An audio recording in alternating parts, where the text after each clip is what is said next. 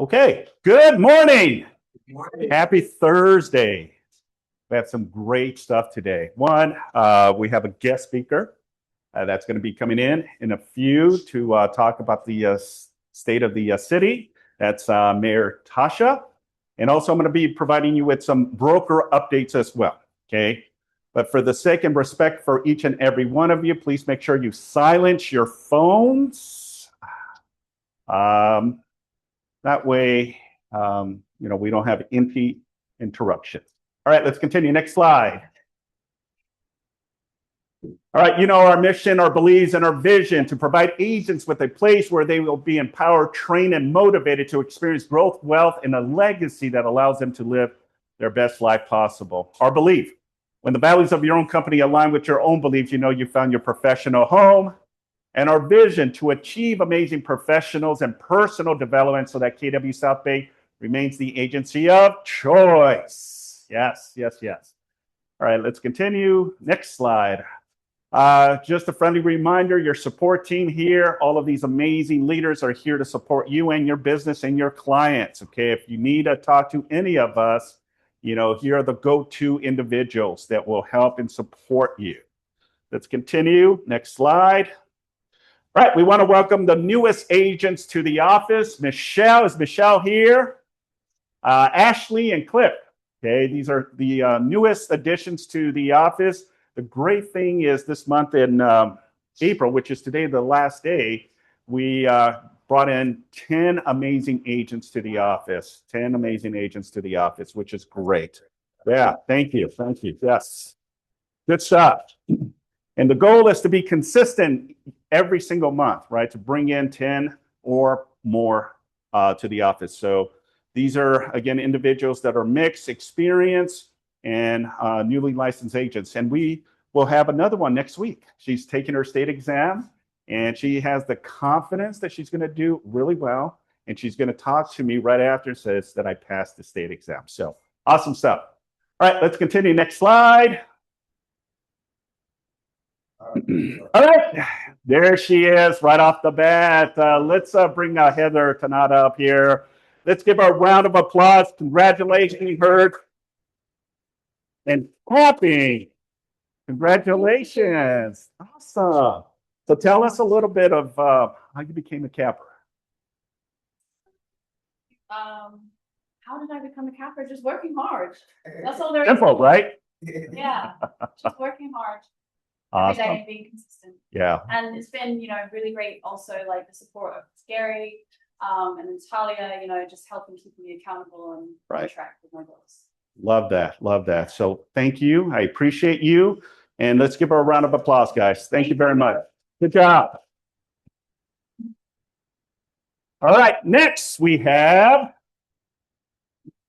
Jesus. Where's Jesus? I just saw him. He just left. He's probably knocking it out with a call. So we'll give him a round of applause in a little bit. Yeah. No, Jesus. Not yet. I don't see him, but as soon as he comes back, we'll give him his plaque. All right, let's go ahead and continue. Next slide, please.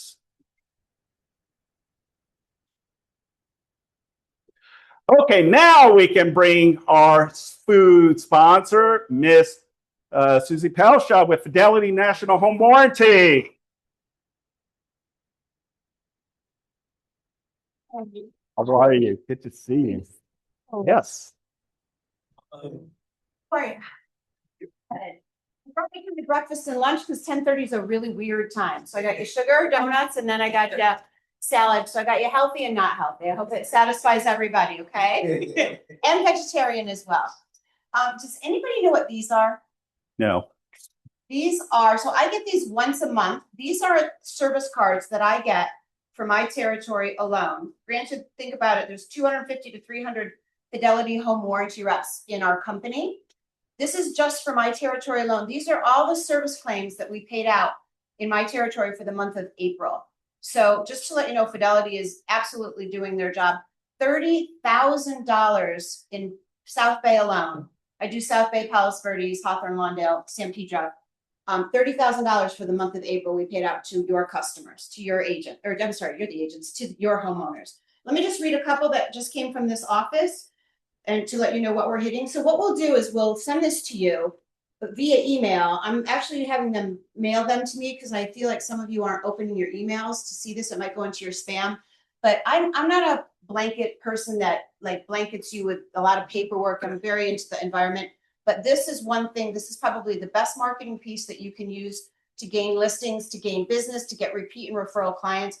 This speaks volumes. I have agents that use this that are 40 years in the business and that are just starting out. What this does is, like, when we go out to your property, when we go out to your client's property, they only pay this $100 service fee. They have no idea what it costs of the things that we're doing.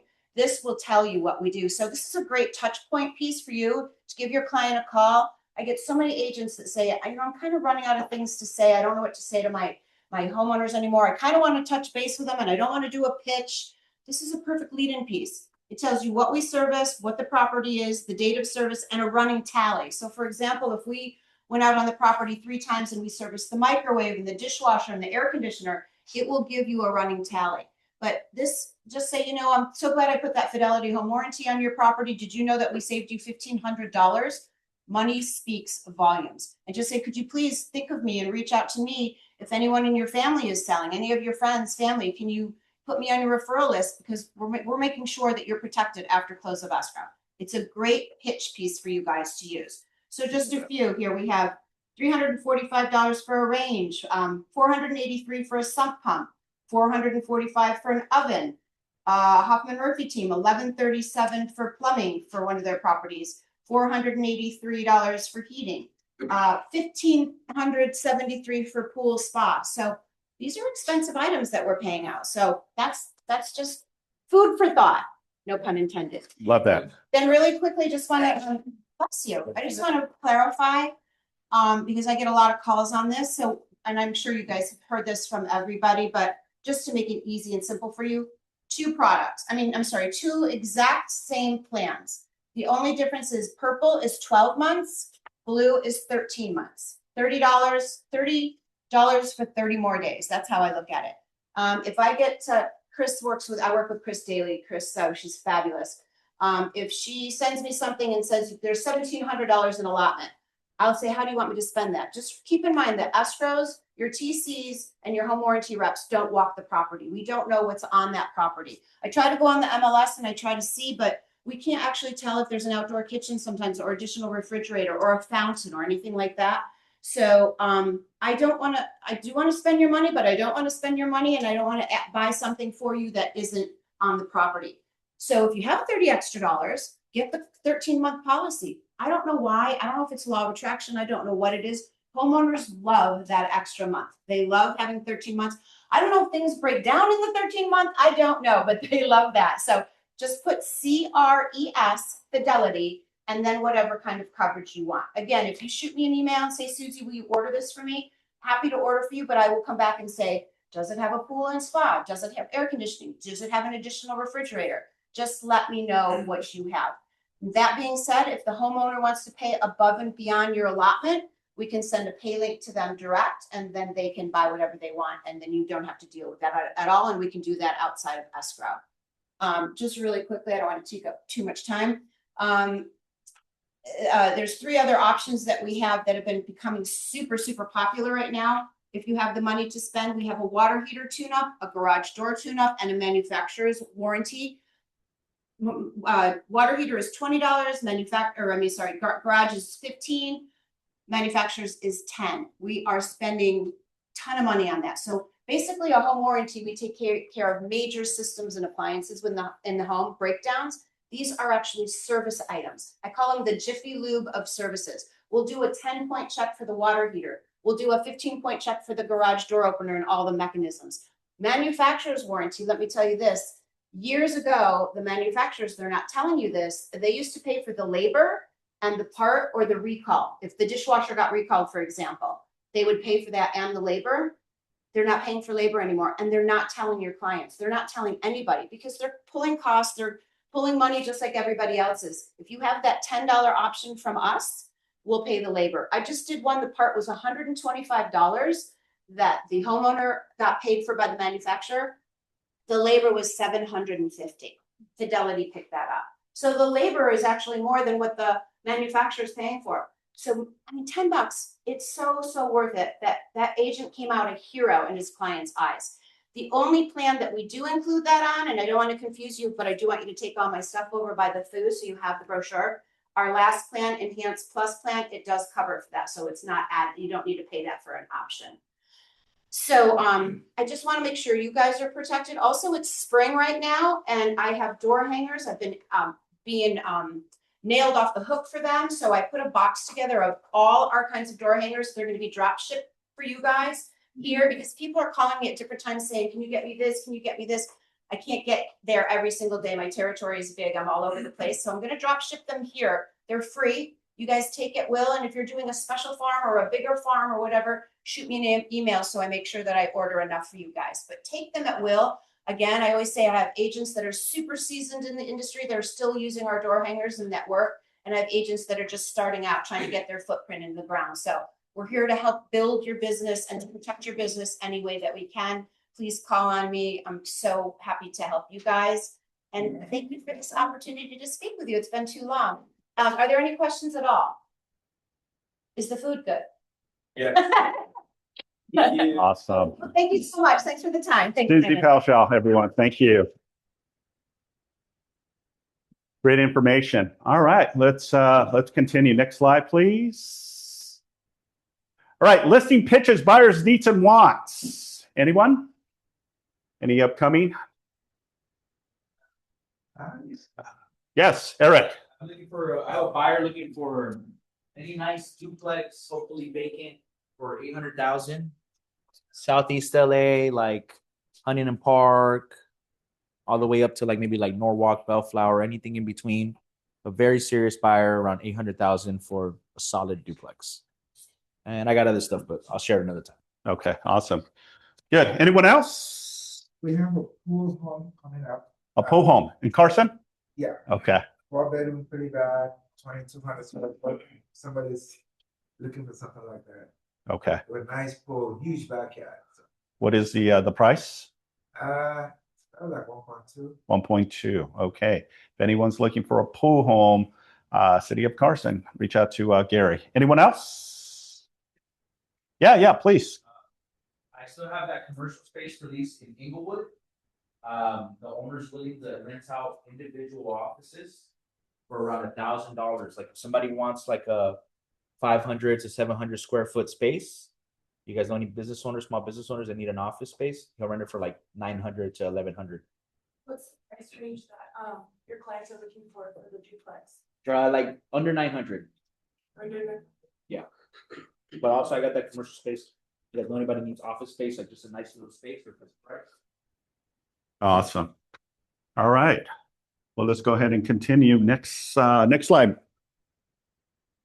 All right. I wanted to provide you with a broker update. These are real live situations that have occurred. As many of you know, as the broker of record, my responsibility is, compliance, right? Diffusing situations and helping you get through the finish line with your deals, right? I'm under the regulations with the Department of Real Estate. So, at any point we can be audited by the DRE, right? So this is why we're so on top of compliance, making sure your file is complete before any release of any of commissions, because at any given time, like I mentioned, the Department of Real Estate can come back and say, hey, I want to see your files from last year in the month of April on the 15th, and whatever closed transactions, they'll look through them and make sure that we're in compliance. So that's why it's important that, you're on top. You also want to have a TC as well that will help you with all of the paperwork, because I know how tedious paperwork really is, so this is why you want to have that additional support and guidance on timelines to fulfill your client's position and get you to the closing. All right, so I want to provide you with one scenario that did happen here. It's a loan contingency escape, okay? We ended up representing the seller. Buyer submitted an offer and entered into escrow. Escrow period was 45 days. Buyer removed all contingencies except the loan contingency. Buyer then submitted a request for repairs. Seller completed the request of repairs, okay? In reliance on the transaction moving forward. No extensions was provided in escrow, was ever requested or signed. 2 days before closing, the buyer agent informed us that the buyer was not approved for the loan. Buyer demanded a full return of the earnest deposit. Okay. I want you to resonate this a little bit because these are real situations that occur on a regular basis. Okay. So, one, if you understand how the complexity of the forms work, then you'll understand the shield protection, right? Every contingency that you release exposes that buyer's deposit, right? That's what we call good faith deposit, right? If you're going to tie up a property for 30 days, right, would any seller take face value your client and open escrow without any skin in the game, meaning any deposit, right? So this is the reason real estate is so dynamic, but it's also can be very risky, right? Because once the buyer releases any and all contingencies, right, it exposes the buyer if the buyer doesn't perform. The goal is obviously to get the deal to the finish line, close, record, hand over the keys to the client, and everyone wins, right? So I wanted to throw this scenario at you because I wanted to get your perspective and what you think occurred here, right? One, the loan is still in place, right? But there's something that is said on this that the seller did. Okay? The seller did what? What? Repairs. Yeah. The seller did repairs. Okay? Some of the repairs ended up in excess of $8,000. $8,000. Okay? Which also included a termite clearance. All right? Now think about this for a minute. 2 days, they say they couldn't get the loan. They couldn't qualify. They had their loan contingency in place, right? So how many people think, based on this situation, that the buyer has the right to cancel and the right to their full deposit? Anyone? I'm gonna say yes. Okay, tell me more. See, it's because it's on both sides, because it's a 45-day escrow, 2 days before escrow, that's 43 days. Loan contingency is 17 days, so the selling agent, listing agent should have been demanding An extension? an extension or a loan contingency removal. Right. So 25 days of not communicating to the buyer that that contingency is still open is kind of, you know. Yeah. You're in the right track. And I love what you said, Fred, because there was no extensions given. Okay. The buyer didn't ask for the extension, and the agent, unfortunately, did not enforce the notice to perform to release that contingency, which is the loan. And the reason behind the scenes is that the lender needed extra time, but there was no extension ever given. Okay. So when the 2 days came, the agent comes back and says that the buyer unfortunately didn't qualify. And I don't recall what it was. I don't know if it was an insurance issue, but ultimately they wanted to cancel. They sent out the cancellation, and they also asked for a full deposit. Okay.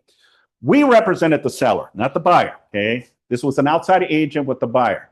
So the agent brought it to my attention. I dissected, I analyzed the situation, and I put theory over it, right? Because at the end of the day, it's not about what the buyer says or what the seller says. It's what ultimately the contract stipulates. Meaning, what does the contract say, right? Well, the contract in black and white says that, you know, the buyer did not release all contingencies, so there is no breach. But also remember that the seller incurred damages because the seller did work in lieu of that the buyer was moving forward, right? So what ended up happening is the seller disagreed with the cancellation and said, we will not cancel. We will not return the buyer's deposit because I've been damaged. That was the claim from the seller. So what happened was there was not a meeting of the mind. So basically everything was on standby. The buyer agent came back, well, that's not right. You cannot, stop the initial process. The buyer never, and the agent kept reiterating about the contingency still in place, the loan contingency. Okay. And yeah, unfortunately, the buyer couldn't qualify for the loan. But the seller still felt compelled that there was damage. So after back and forth, what do you think was the end result to this? Do you think that the seller eventually released the deposit back to the buyer? Yeah, correct. There was an agreement in place. And after back and forth, the buyer realized it's not worth it because we kept throwing, listen, the seller is not in the position to release it without compensation. The seller didn't have to do all these repairs. I get it, but they did it in good faith. And all they were asking is, we'll cancel under the terms and condition that the buyer will at least release the $8,000 or $8,500 in lieu of the repairs that were granted for the buyer's sake to purchase the property. Okay. And then they threw up a number. And then I knew at that point in time that we were going to win because now there was flexibility that the buyer realized there's no way that we're going to win this without going through a mediation. And the mediation can be weeks. And the mediation's position is to really just kind of negotiate. Okay. It's not signing for either party. It's just come to a conclusion. Well, at the end of this scenario, the buyer folded and ended up canceling and releasing $8,500 to the seller. Okay, even with the contingency in place. How about that? Yes, sir. But other contingencies were released, so that gives the seller the implication of the sign that, okay, the buyer is moving forward. Yeah. But what was not communicated was the loan cost. So Exactly. it puts the buyer that, hey, they're gonna buy the property. So Yeah. it's not really a seller's fault. Yeah, it really isn't. Now, we can look at it from two different faucets, right? One section is, I would probably have asked the seller to wait on any repairs until they release all contingencies. Okay. Then go with the motion of doing any repairs, right? And some of the questions I get, well, what if it was a termite and we're so close and we don't have time? Well, you're just going to have to try to do an extension of time or close the deal and then have the termite be done after the fact, after the deal closes. That's sometimes what needs to happen. Okay. And it probably would have been different if the seller did not put the work in, because if the seller did not put the work in, then yeah, the buyer would have that.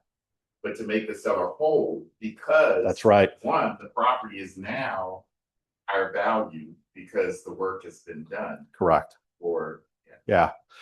If I can go back in time and kind of quarterback this, if the seller didn't do any repairs, then I would have instructed the agent and the seller says, look, the buyer unfortunately didn't qualify for the loan. What damage did you really incur here, right? So I would have probably navigated to release the money back to the buyer. But because the seller did a lot of work with the intent that the buyer was going to perform and close the deal, this is why the seller felt that, I won't release until I at least get some of my money. And, we were gambling because we didn't even know if the buyer was going to release, the $8,500, but they ultimately did. So just looking at a scenario that can happen. Okay. Next slide. All right. Scenario number 2, the investor who wanted to assign the deal. How many How many agents have been in a situation where you have a wholesaler, right? We represented both the seller and the buyer. So we represented the buyer and also the seller. Submitted an offer through an entity, which is an LLC and a corporation. Buyer claimed he was personally purchasing the property. So the buyer says, yeah, I'm buying it with the intent of renovating, fix and flip, right? Escrow was only supposed to be 15 days. All contingencies were removed. This is a different situation. Contingencies were removed. Buyer came back and asked if the contract could be assigned to a friend. Now remember, all contingencies, including the assignment sector, stipulated that they couldn't assign it. Usually you have 17 days to do so. In this case, the buyer released all. But the buyer's mindset was he had no intentions of buying it. He wanted to wholesale it. But they didn't tell the agent that. The agent clearly said, you're not planning to wholesale this. You plan to buy it. And the buyer said yes. So this is where it went sideways and ultimately where the situation went in the wrong path. So the buyer insisted it was not a big deal and said he had been in the industry for a very long time. The listing agent became suspicious, reached out for some guidance. We contacted the seller. Seller declined the assignment. Buyer refused to close, and seller issued a demand to close because remember, it was only a 15 days. After going back and forth, every single day was getting us close to that 15 days. So we ended up sending a demand to close 3 days before the date of close of escrow because the buyer was not performing. Now the buyer said, okay, I will buy the property. And then went under us, called the escrow officer and asked if the escrow officer, if they do double escrow. Okay. Immediately, the escrow officer reached out to us and says, hey, the buyer came with a question here. We don't do double escrows. Okay. Now, if you don't understand what double escrow is and how that works, it's basically the same thing. They're not really buying the property. They're using a escrow number as a holding contingent or a holding part with the intent that when the buyer comes in with all of the money, it will then get transferred to the actual buyer that's going to buy the property. So it's a little bit complicated, and a lot of escrow officers will not do double escrow. So we ended up canceling. The buyer reached out to me and says, look, I just don't understand why you guys can't do this because you misled us. You misled the agent, you misled the seller, and the seller's very upset because your intention. And we had a lot of offers. There was multiple offers, even higher. But because he said he was going to buy it all cash, close in 15 days, release any and all contingencies, the seller wanted a fast sale. Well, that didn't happen. Then we found out that the person that was actually going to buy was a hedge fund company. They're based here in El Segundo. So they reached out and their department says, hey, look, I'm sorry for the confusion and the misunderstanding. We thought we had a slam dunk deal because the agent that brought us the property says it's locked in, we're ready to buy. So they are the ones that actually put the earnest deposit, not the buyer. We didn't know that either. So now the money is in escrow. Now the company says, look, we can make a side deal. We can work and get this done. I says, yeah, not a problem. The seller is willing to sell the property. We can go ahead and do so subject to the cancellation of this one. Well, can you just transfer that deposit to this new escrow? I says, no, unfortunately, that's a separate transaction. This is totally different. These are different terms and conditions that we must deal with. So we went back and forth, and unfortunately, they didn't want to release that money to the seller because the seller had every right. Now, remember, the buyer released all contingencies, everything. So the seller felt damaged and says, look, we'll cancel, but with the position of releasing that deposit to the seller. Well, they didn't cancel or release that to the seller. So we ended up canceling officially. We went back and forth. We couldn't come to an agreement. She ended up putting the property back on the market. And she had another buyer who ultimately was not an investor, was a buyer that was going to go in there and do sweat equity, do the work and live in the property. And we ended up closing 30 days later with the second buyer. The current escrow is still pending. Okay. It's canceled, but there's still a deposit in escrow. We reached out after we closed and said, hey, you know what? The deal closed with another buyer. They were surprised because they thought they had still an opportunity to buy this property. But we ended up selling it to another buyer that came through. Now, what happens with the deposit that is currently still in escrow on the first original, right? The escrow has to file an entry. Exactly. Yeah. So if we cannot come to a meeting of the mind, and we reached out to the buyer trying to come to an agreement that says, listen, the seller's in a position that doesn't need all of the money, okay? But give us something to work because you didn't perform. Oh no, we're going to get our attorneys involved and reach out to you. Well, the attorneys never reached out to us. The asset manager never reached out to us. The broker of record who I reached out to on this hedge fund company did not reach out to us either. So I says, let it be. Let it be. Look, we have nothing to do with it. We made our efforts and approach to work with them. They're not budging. 10,000 is still in escrow. So we'll just leave it as it is. If they want to come back and talk, then we're open for a discussion. Did Okay. they resell the property? Yeah. Equal to what the original? They sold it for more. Yeah, they sold it for more. The seller just give the money back and just be done with it. We talked about that. We talked about that. But because the seller feels that they were misled by this buyer, there's a little bit of an emotional connection to that. And this is the reason that the seller is being firm and not releasing that deposit. I want to spend 20 with her attorney to be able to make that. I don't think the seller's going to do anything. I think The deal closed already. She already got her proceeds. So the question is, we didn't represent the buyer on this. That grant still hasn't been released from escrow. Yeah, it hasn't. So when they finally come and they come to the seller to release, what do you think the position will be? Well, again, the seller says, I'm open to discuss any negotiation. 100%. The seller can stay firm on that and say, nope, you know what? We're asking for the full deposit of $10,000. That's an escrow, or throw something at us. And I think the seller is in a position that as long as they throw 5,000 into this, we'll release 5 and we'll keep 5. You know? Yes, sir. Thank you for this example because in the new agent in real estate class, we talk about the interpleader. The interpleader is when both sides can't decide what to do with the money in escrow. Escrow files an interpleader, which now determines, and it does go to court, but it determines where that money goes. So because they can't keep it in there for a long time, so they have to file the, and escrow is the one that files the interpleader. That's right.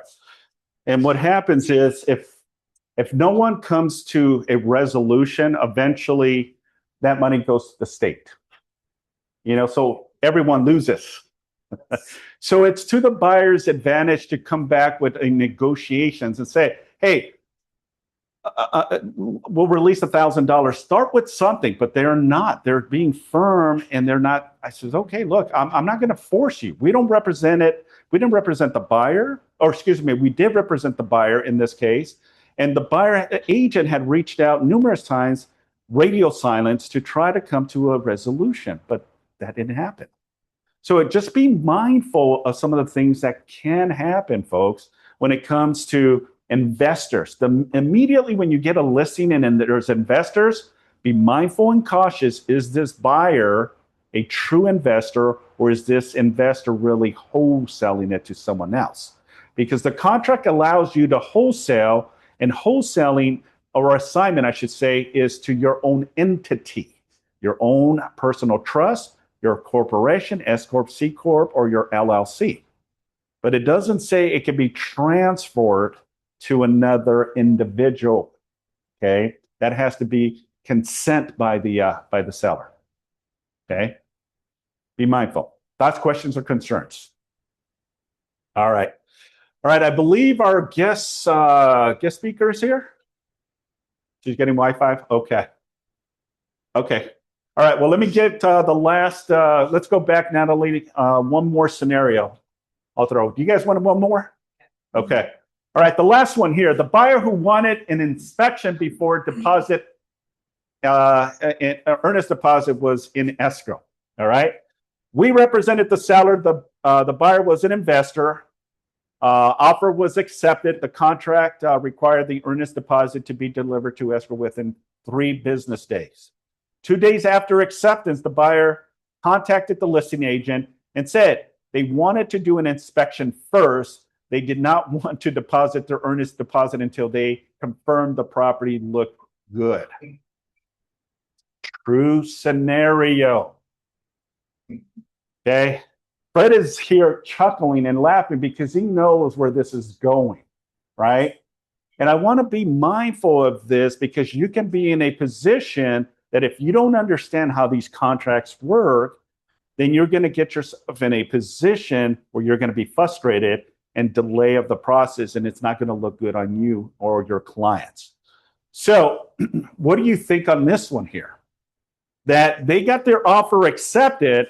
They have 3 days to put in the earnest deposit. They called the listing agent and said, oh, by the way, we don't want to put the deposit just yet. We want to do our thorough inspections before we put in the deposit. So what's your take? The day was, the offer was accepted Day of the week. the day of, it was on a Monday or Tuesday. Monday or Tuesday. So it was during the week. So I think the real question is, because I get this scenario quite a bit. And I always say, no, until you put your deposit in, you're not doing inspection. So what's right? What is right? Well, They can do their inspection on day number 1, because again, they have 3 business days to be able to get their deposit funds in. right. So they can do the whole physical inspection on calendar day 1, okay? Or calendar day 2. That's the reason why I asked what day of the week, because if the offer was accepted on Thursday, okay, business day 1 is Friday, which is also calendar day 1. Right. But business day 2 isn't until Monday, Right. which is calendar day Right. 4. Okay, so So the offer was accepted on a Tuesday. So Tuesday considers 0 days. Okay. So Wednesday, Thursday, Friday, they had till Friday to put in the earnest deposit. 2 days of that day, which would have been Thursday, the buyer reaches out, says, hey, I don't want to put in my deposit until we do our inspections, right? So in these situations, what is the right thing to do is, well, follow the contract. That's simple. Or send a notice to perform. I would have told the buyer, I would have said, hey, you have every right to do your due diligence, not a problem. But if you don't put in the deposit as per the contract, which is Friday, then the notice of performance will be sent. Now, remember, the notice of performance is 48 hours, meaning you can do it in advance. So that way, on the day of that Friday, if the buyer doesn't perform by 11:59 p.m., okay, the seller has the right to cancel. Okay. Let me ask you a question. Yes. Devil's advocate. Okay. 17 days contingency period for inspections. So does that turn out to be 20 days? Or is the 3 days considered part of the 17? No, the 3 days has nothing to do with the inspection. The deposit. Understand? They want to do an inspection. Yeah. Inspection contingency is 17 days. Yeah. So does that 3 days minus the 17, or can they actually get 20 days? No, 17 days. Remember, the day of acceptance is 0 days. The following starts your 1 day of 17 days. So you don't get additional time. It's still within the 17 days. So at that time, it's down like 13 days to do their inspections. But I think they did a 10-day physical inspection as part of the agreement. But the intent was they didn't want to put the deposit because as much as I know, they wanted to make sure what they were getting themselves into before they put in the money. Because once the money is in escrow, it's going to be hard for the buyer to cancel and say, oh, we're going to get the money deposit back, right? So that's kind of the sensitivity that, you just got to be very careful and mindful not to get yourself in that trap. Does that make sense? Yeah. So thoughts, questions, concerns regarding that? Yes, sir. So what was the outcome of it? So the outcome, it was that the buyer ended up putting in the deposit on time, on that Friday or Thursday, and I believe they ended up closing the deal. So they were just using tactics to not put in the deposit in case they needed to back out. They didn't have to worry about holding that money in escrow. But as a listing agent, folks, be very, very careful with those situations because that's just everyone's wasted time, right? If they're not thoroughly going to follow the contract, then, don't even bother, send a notice to perform and cancel the deal ASAP. So, okay. All right, let's continue. Next slide. Is the mayor here? I don't see the mayor.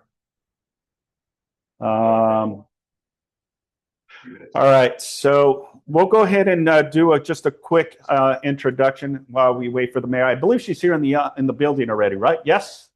Okay. So while she comes, let me just do a quick little bio.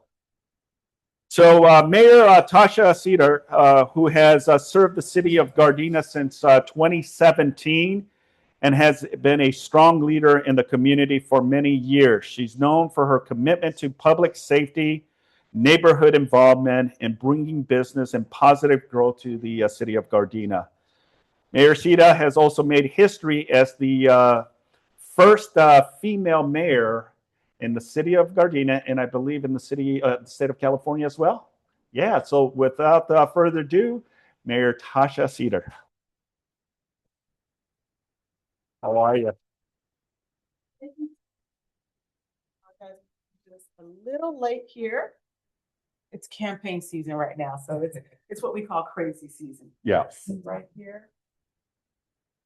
But it's always an honor to be able to come before groups such as yourself to speak and somewhat closely, very familiar with the real estate community. My brother and sister are both real estate agents. In fact, one of them is a broker. Okay, thank you. And she went from a real estate broker. She's done loans for many years, so I get to be up to date with everything that's going on. For me, my background, my daytime job, I'm an insurance agent, so I'm very familiar with real estate and what's going on there. But in the city of Gardena, we have what we call part-time elected officials. And I think I'm sharing my screen here. I don't know if it's what it's showing here yet. Does the office have your slide or is I'm in the Zoom here as well. They're going to let me share so I can kind of go through a quick presentation. Yeah. But in the city of Gardena, we have part-time elected officials. And it's like that in most cities, except for maybe larger cities like the city of LA, Inglewood, maybe Carson, where they have what they call full-time elected officials. And basically what that means is that you just get what we call part-time pay, stipend pay. So we're like what I consider glorified volunteers because we just love the city. But in doing this here, you have to love what you do and deciding to become an elected official. For me, it started 27 years ago. Back in 1999, I went to my first neighborhood watch meeting. I went there to talk about 3 concerns I had. I didn't like the fact that the city wasn't planting flowers enough. We had people stealing recyclables in our trash can. I can't remember the third item was. And I was going to go share my concerns and then go home and finish watching Law and Order. And what I didn't know was they were trying to get our neighborhood watch organized. And I said, you know what, maybe I'll help. I can do something to help out, whatever little skills I thought I had.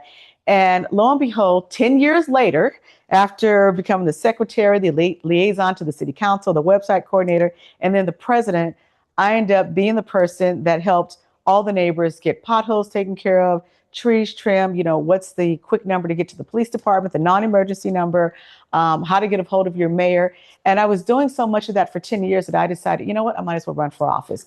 And so in 2007, I tried running for city council. It took me 3 times before I won, but I finally won in 2009 as a city council member. Did that for 8 years.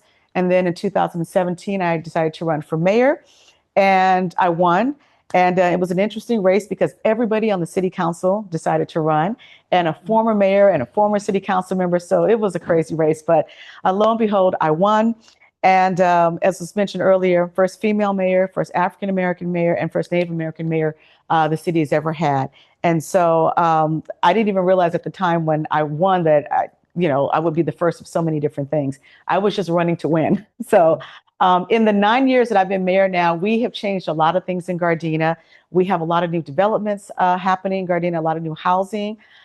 In our city, the statistics have shown that maybe about 51% of our residents are renters and the other 49% are homeowners. And from, over the years, that number kind of changes a little bit, but it always averages about 50%. So Gardena was incorporated back in, let me see if I can share now. I don't think I have access yet. Let's see. Do you want to continue?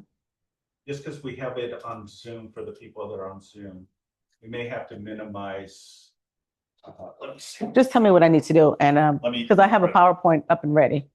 So in Gardena, our city, we're celebrating this past September our 95th anniversary. So our city was incorporated in 1930. And if it doesn't come up, I can talk through this whole thing. Politicians, we can do that. But our city was incorporated in 1930. And last year, I decided to do a presentation where I showed what the city was like in 1930 versus where we're at now, how far we've come along. And it was interesting because I did all the research myself. And you couldn't just start with 1930. You had to go back even further to see what Gardena was like. So I went back as far as 1917 in our city. There was a lot of information out there. There were books and articles and so on. And just, I knew a little bit about Gardena, being that it was a farm community. It was berry farms and milk dairy places around town. And one of the things that they talk about on the internet is that Gardena was like the berry capital. So strawberries, blueberries, any kind of berry, it was grown in Gardena, and it was shipped all over the state. And so there was like a red car, a train that would come through the city like once or twice a week and would take berries everywhere. Well, fast forward, after the city was incorporated about 30 years later, we decided that we wanted casinos in Gardena. We had 7 different casinos, I think, in the 70s when my family moved to Gardena, and that was probably at its height. So 7 casinos, and some of you guys may remember, if you guys see some head shaking in the back, El Dorado Club was around back then, the Rainbow Club and so on. And it looked like Vegas when you drove into Gardena because there was all these lights flashing and so on. And it was pretty neat. And the casinos did a lot in Gardena. I mean, they were the ones who paid for our new pools. They were financing a lot of things. And a lot of their people who were involved with the casinos ended up being on the city council as well. And so, yeah, there we go. And you can just click on that first screen right there, and then we'll go to slides there. Oh, that's fine. Yeah. And so, that was a big part of Gardena, like I said, in the 40s and 50s were the casinos there. And I'm going to share a really interesting fact. If you guys ever, when you're going to Vegas, you've noticed there's a casino called Prim Casino on the way down there. I think it may be closed now. But one of our casinos, the Normandy Club, one of the owners was Mr. Prim himself, and the other owner was Mr. Miller. And Mr. Prim wanted his money out because he said he wanted to go to the desert and build a casino there. So he was bought out by Mr. Miller, decided to go towards Vegas, and he built Prim Casino there. And so it's just an interesting fun fact. Every time I drive by there, we see that. Let me go backwards here real quick. So I'm going to run through this pretty quickly. There's a lot of slides. I'm going to talk through it quick, and then I'll answer any questions. So this here is the city of Gardena here. We're located off of 162nd and San Pedro. We like to honor all the different days in our community: Women's Day, First Responders Day, things of that nature. We have a lot of commissions and committees that a lot of people, business owners and residents sit on. In fact, 2 of my commissioners are real estate agents. Every council member can appoint someone. So they have to be a resident of Gardena. So one is on the planning commission, another one is on our economic advisory board, but there's a lot of commissions for various things. We also partner a lot with different nonprofit groups and organizations. And there's about 62 of these on here, and we do a lot of events with them. It's moving kind of slow. There we go. So we do a lot of events where we like to do a lot of cross marketing with them, whether it's our Veterans Day events. We might have a Veterans Day ceremony, and then our veterans across the street might have a luncheon afterwards. We send our staff over there to help, prepare food for them because maybe they don't have enough members. Sometimes we decide that we're going to pay for the event and just host it over there. But again, a lot of, marketing back and forth, or what I consider cross marketing back and forth with them. Our CERT group, same thing with them. They're the emergency response group for big disasters. We partner with them on various things. And it's just a lot of collaboration with a lot of our different organizations and groups. So a little bit of history, like I mentioned before, this was Gardena back in 1930, the Berry Farms here. Back in the day, this is what they call their Loyalty Day Parade. Very different than our parades now, but still the same concept. This here is Gardena Boulevard, way back when. It looked like, the old Western days. And interestingly enough, some of these streets had different names. And so I had to go back and get maps and compare streets like Palm Avenue, now is, I think, 162nd Street or Gardena Boulevard. And so it was just different. Gardena had 2 airports back in the day, and we call them ghost airports now because they no longer exist. So there were actually hangars there. These were the planes, and they actually had, Gardena Valley Airport on it. These were between like 135th and Western. Another one was between Marine and Rosecrans, right around Van Ness. And so, it was very different then. 1930s, this was a fire truck, there versus, what we have now. Our city hall was and a police department was in a slightly different building before. And this is when they started doing the groundbreaking and started updating where we're at right now with our city hall. The picture you saw in the very beginning where it had the Gardena sign, that was modern day versus this was what it was in the very beginning when they first started building that. You saw it before, this is what it is now. We have staff in various departments, our community development department, which is one that probably you guys deal with a lot when you guys are doing real estate transactions. Different reports that you guys need to get, and I can't think of all the terminology, but reports you get, that's the department you go to. This department also handles new developments. We have a lot coming to Gardena, Artesian, Western. There are new apartments, luxury apartments coming to town, similar to what you see on, what is this developer, the CERN Group, what they're building on, or what they built on Crenshaw Boulevard and Lameda called the Kaya. We're building a new project here, and this is what it's going to look like. They're beautiful luxury apartments. This is an area here on Artesia and Normandy, a spot that we've been trying to develop for many years, but it was heavily contaminated. We were able to figure out a way to safely build something here without endangering the community. It's going to be storage warehouse as well as a lot of parking where we'll be able to have events similar to on the side. And we're always just looking at ways to kind of bring up the area. This is an area on Redondo Beach Boulevard and Vermont. It's not in Gardena, but most people mistake it for Gardena. But we work with some of the developers in the surrounding communities. And this is a vacant lot here that had probably like 75 homeless people hanging out there. And I'm happy to say we're supporting the project, and this is what it's going to look like. And so what we try to do in our community is work with neighboring businesses and so on to kind of help uplift our areas, because people want to live somewhere where there's nice development around it. So whether it's luxury apartments, new retail spaces, people want that. Gardena Boulevard, we're getting ready to do a quick facelift there. We just got a grant where we're going to be able to put new awnings on the top of some of our buildings there, new light poles, and we're also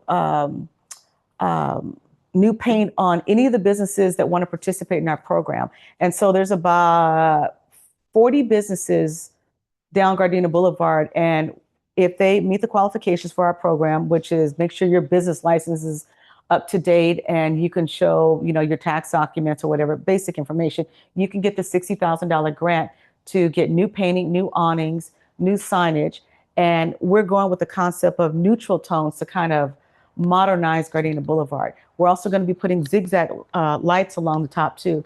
And this is all in the means of trying to get new types of businesses, similar to what a lot of our residents want, coffee shops, little quick food eateries. I'm sure most of you guys have come to Gardena to go to Giuliano's. And so you're kind of familiar with that area. Most people only go there for Giuliano's, but we want them to go there for other businesses. We have a really strong code enforcement group that get out there and they deal with situations like this here.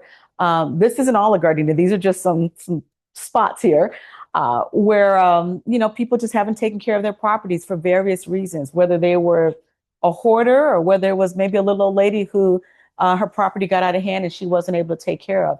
And so these are some of the extreme situations where we get phone calls of, this here was an apartment building. Well, yeah, this is a funny story to go with it. This here was an apartment building on the 3rd floor. There was a guy that decided he wanted to raise pigs. And we were getting all these crazy reports about somebody ramming the wall. And when PD went in there, they found these 2 large hogs. Pictures make it look smaller. It took us a week to get these hogs out because they were on the 3rd floor. We had to figure once we got them out where we were going to take them. And this included us doing research, like calling up a specialist to find out what type of pig this was. And then we had to call up a wrangler to see, how do you get a pig to come out?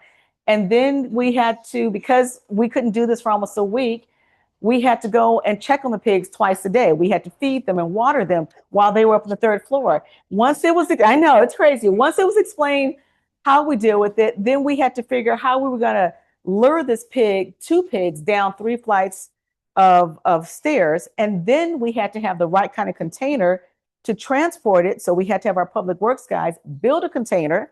Then we had to figure out how do we lift it onto our truck. Then it was, where do we take it? And so we found a farm out in Thousand Oaks that had, it's like a petting zoo, and they were the ones who accepted the pigs. But it was a lot of coordination. And so this just kind of gives an idea. Sometimes when we get these situations, what our code enforcement has to do, going through the process here. And this is what it looked like before, once they got the pigs out, they were able to have them clean it up. And this is what it is afterwards. And our code enforcement is really, they're a really good group as far as getting out there and following through with things. He was arrested. He was also a criminal. He had warrants and so on. And that was part of, along with the complaints that we had, the police had arrested him. And in the process of the search, they saw the pigs, and then code enforcement was called out. And then we were getting complaints from the neighbors saying they could hear something ramming the walls. And so it was kind of a compilation of all of that. Cup of Noodles is a company that's in our city. We work with Cup of Noodles on various other companies. We like to promote them as much as we can. We do ribbon cuttings all the time. We love doing ribbon cuttings. So new businesses that come to our community. Through our finance department here, I'm happy to say Gardena is doing really good financially. Right now we have a $320 million budget, 86 million operating budget, but 320 million overall, which includes our investments, different grants we received. And I did a little chart here from 1930, what the city's average expenses were in 1930, and it was $500 a month. Okay. And now it's about 4.3 million a month. So this is what we're doing, on a regular basis here. Back in the 1930s, the city had no sales tax, and they relied totally on property taxes. Minimum wage back then was 33 cents versus now is $16.50. So I just want to kind of give people an idea of, just the difference from 1930 to now. This is actually a ledger from our Gardena Fire Department where firemen, when they were paid, the amounts were written in. And it was just such a fluke that we found this from I think this was the 1931 ledger we found where it was handwritten. In fact, I think I'm going to turn it over to their museum. Perfect example of this here was, I think this was the one, the water bill was 75 cents for the month, versus right now the water bill is, I think it was something like 120,000 for the month. I can't remember the exact number, but it's a lot. Back then, Gardena had its own money, $10 bill, $20 bill. There was a Bank of Gardena. So it was just some really neat facts that, we learned they had. Our Public Works Department, we've been getting awards after awards for doing a really great job in maintaining our streets. We take a lot of pride in the fact that we hardly have any potholes.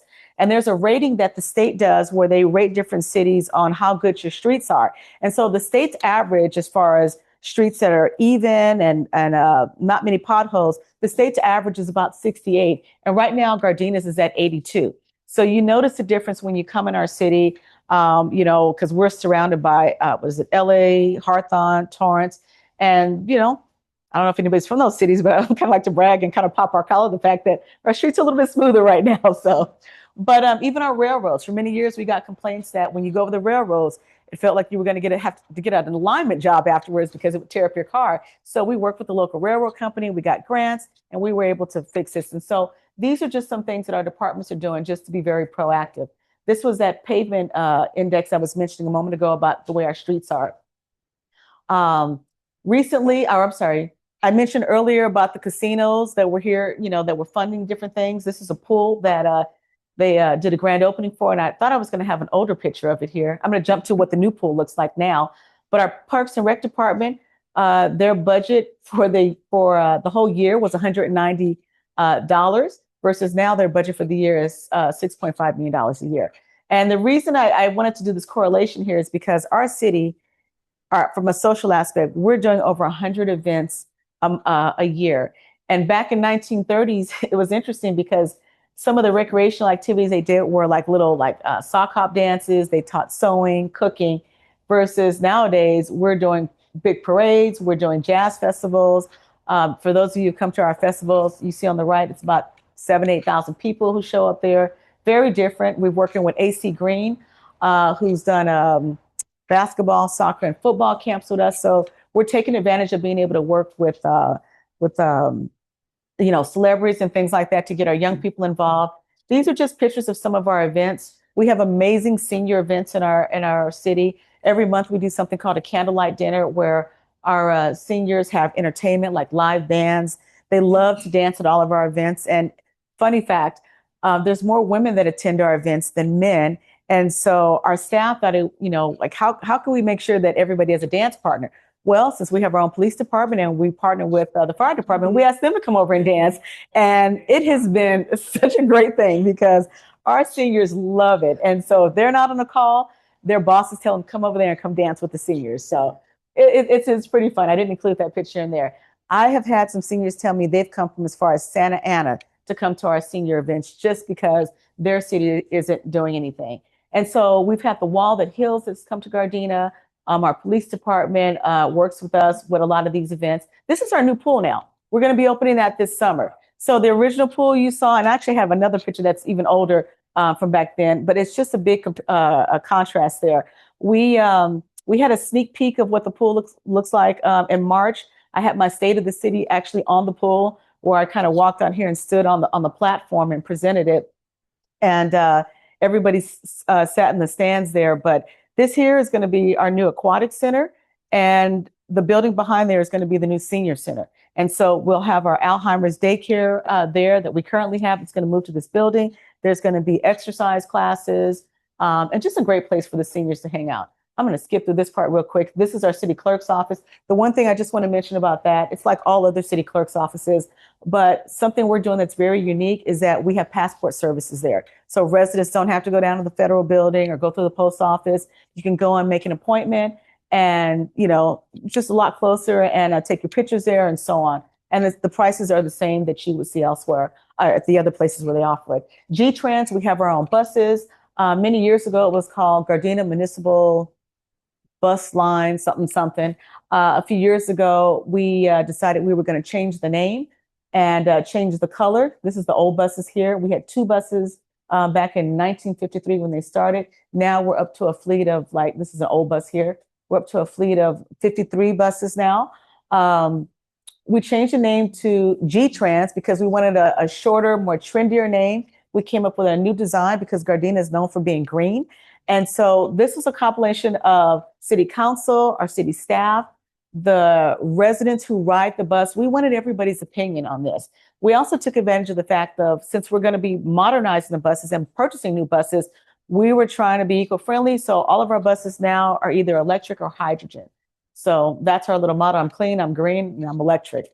So, and this kind of gives an idea of some of our buses. We're also using compressed natural gas stations. You know, there's a lot of things that we're just going modern with as we're changing our bus line over. We also have our new mini buses. We call it Bolt. This is for residents who may not get on the larger buses, but like our seniors, they may need to get picked up from their house and taken to the grocery store. So these are shorter trips throughout the city.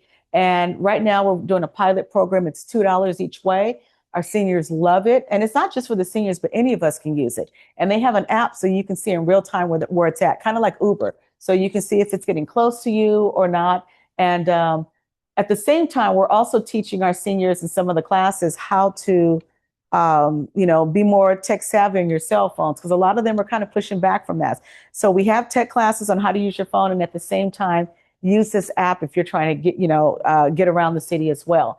Safety is a big concern for us. So our police chief and our transportation director, they meet on a regular basis, because I'm sure you guys have heard on the news how, like with Metro, people were being assaulted, and they're always looking at ways how we can protect our drivers as well as the other riders. So putting up barriers, having police officers jump on and off of buses from time to time while they're going throughout their route. I'm a speed passes part really quickly. We've probably got one of the best police departments around here. And we have our own SWAT team. We have a K-9 team. Our police department does a lot. Back in the day when Gardena first started, and it's not a picture on here, but I did the history of the police department a few years ago. In 1930, there was one police officer. He was like, they didn't call him the sheriff. He was the chief of police. His secretary was his wife. And so either he would come to the police department or he would go home. And so if you needed a police officer, you would either call his home or you would call the station there. And when the chief was kind of going over some of the information, about the city when it was first in 1930, the population was 3,000, and versus now it's 61,000. But their biggest issue going on back then was illegal goats in town. So that's what the chief was always getting called out for. We thought it was kind of funny to show, for whatever reason, back in the 70s, somebody thought it would be a great idea to go with a green police car. And it didn't last very long. The fact that they were the laughing stock of the South Bay. They used to be known as the popsicle police because of the color of the car. And they decided to get away from that and go back to, more modern cars. Our police officers through district policing, you see our officers at a lot of functions. So if the kids are playing at the park and there are no calls going on, you'll see our officers out playing basketball with them. They're at all of our different jazz festivals, our food, wine, and cigar festivals. And community policing is just about getting to know your neighbors when everything is good, not necessarily when things are bad. And we started this over 20 years ago, and it is working so good because our residents know officers by their first name. Our officers, when we have different events, not only do they show up at events when they're off work, but they bring their wives and their kids. And so people get to know that, hey, this isn't the big bad officer who wants to come and pull a gun out, but he's a friend. He wants to go home to his wife and family as well. And every officer who's been hired in our city in some way is connected to Gardena. So if they don't live in the city, they either grew up in Gardena, their grandmother lives in Gardena, they went to school here for, some kind of way you have to be connected to our city. That's what the chief is looking for in the hiring process. We're also doing a lot with drones, with technology. We do something called predictive policing. We have license plate readers in our city. So when we have criminals that are going through lights or street takeovers, we're able to see in real time what's happening. We're deploying drones this year to help assist with calls so that they can get out there quicker. If somebody calls and says, hey, something's going on, the drone can be there in 90 seconds from City Hall to there. Versus our officers, it may take them 4 to 6 minutes to get there. So the drone is to be eyes on much quicker. Also, the license plate readers have been really helpful when we've had some of our seniors who have like dementia or Alzheimer's, when they're wandering off, we've been able to find them through our license plate readers that we have around town, especially if they're driving off. Again, these are some quick crime stats that we've given. Crime has gone down considerably in the past few years. This is we have 3 canine dogs. This is our newest dog, Ghost. Ghost here is a bomb sniffing dog. We have dogs that just sniff out guns. Others that are able just to, if they're looking for a person, catch your scent here and, help find a person. And they're really great dogs. They go through a lot of training. One of the newest programs we have for for those who have Alzheimer's or dementia is the Find and Protect campaign, where our police officers will give out the little Apple tags So you can get, they have these little shoe inserts that you can put the tag in for those who are dealing with dementia or Alzheimer's, where you can help track your senior, or even the little watches where you can put the tag in. We've been giving those away for free to help the caregivers out. We also have a program for some of our residents who are autistic or on the spectrum, where we have a sticker that their caregiver can put on the car so that when an officer approaches the car, that they know ahead of time that this person has a disability. So a lot of times when a person can't talk or they're mute and they may be motioning a certain way, that when an officer walks up on a car, it may seem a little aggressive. This sticker lets them know that, hey, this person might be on the spectrum, and, you know, proceed with caution there. And so we want to make sure that all of our community knows about this, and it just helps us better help them when we're walking up an officer, so that so a simple situation can't turn into something more dangerous. This is our predictive policing we do with our police department. Again, just a lot of different events that we're out there with. One of the things I want to note here, I just want to mention one here. We have a homeless outreach team with our police department. In Gardena, over the past 5 years, we've reduced homelessness by 78%. And we weren't getting Measure H money that the county was, you know, saying, oh, we have all this money for this. We were doing this in-house. And the reason why I said we weren't getting Measure H money was that in 2016, the county decided to put a tax out, Measure H. And what this tax did, because everybody voted for it, because homelessness is a big issue, it took $2 million from Gardena a year. And at the most we could get back would be $200,000. And so what we didn't know for the first 7 years was that we had to apply to get our money back. And then we had to show that we had a homeless coordinator, we had a plan, we had a shelter, all these different requirements. So we just started taking care of the issue ourselves. Last year was the first year we got a little bit of the money back. So what happens is when that money comes in, as far as takes our sales tax, it goes into a big pot. Whoever can apply for it first, and a lot of times it's the bigger cities, they get our money. And so that's why we had to go into action taking care of our own situation. So when I mentioned a 78% decrease, I'm just going to give you real numbers here now. 2021, we had 197 homeless people. As of last year, we had 43. And so our homeless team here, what they do is they're dedicated to going out there and meeting the person who's homeless, asking them if they want help. If they don't want help, that's fine. But you can't set up an encampment in our city. So we let them know that, you know, we have services and somewhere to take them, or, you know, how we can get them in a program to, you know, get off the streets. And if they're willing to, you know, work with the officer, they will walk them through all the way 3, 6, 9 months out, because they want to make sure that they don't end up back on the streets. One of the other things that Gardena is unique in is that we don't allow RVs. So you may see that in the unincorporated part of LA, or sometimes they call the unincorporated part of Gardena, which really isn't Gardena. You see all these RVs and you hear all these crazy stories. That's not us. We don't allow RVs in our city. And unfortunately, if somebody tries to come on the Gardena side, our officers will let them know that, hey, you can't be here. You know, you have to move your vehicle. And it's something that our residents do, you know, appreciate. Mayor, we have 5 more minutes. Okay, I'm gonna wrap this up real quick, and I think it's stuck here. Let me see if I can. Okay, there. Whoop, I'm pushing it the wrong way. Oh, I'm right at the end here. Anyway, and so along with that, that's just a kind of a quick overview here. One of the other things we're really big on is staying connected with our community through social media, Facebook, Instagram. I mean, we're on TikTok, Nextdoor, Nixles for the police department when we notify people of accidents in like certain areas you shouldn't be. But just recently, I pushed really hard to hire a public information officer, because we're doing a lot of really great things in Gardena, a lot of movements happening in our city.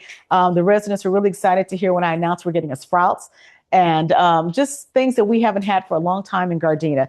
When I first came in office in 2009, Gardena was what we call a drive-through city. People would get off the freeway, drive through our city, and go to Manhattan, Torrance, Redondo, everywhere else. I'm pushing hard to make Gardena a destination city. So the past 9 years, we've been making these changes, hiring more code enforcement to help, you know, our residents keep up their properties and make sure businesses are doing what they're supposed to do. Bringing more businesses to Gardena, bringing in more housing, not just well, put it like this. I'm sure all of you guys know typical single family homes are not being built. Everything now is going vertical. So a lot of our residents are kind of pushing back on that, but we've tried to educate them, let them know that now is the new norm with the, townhomes, things that are taller. And so we're looking at different types of housing, micro units. We just built that in Gardena, luxury apartments, things of that nature to try to attract millennials in. So I like to say that we have a little bit of something for everybody. So the traditional single family homes, our apartments that we've had for many years, but now we have luxury apartments, micro units, and so much more. And the way we're getting that message out is through our social media, and it has been doing phenomenal so that people can see all the great work that we're doing in Gardena.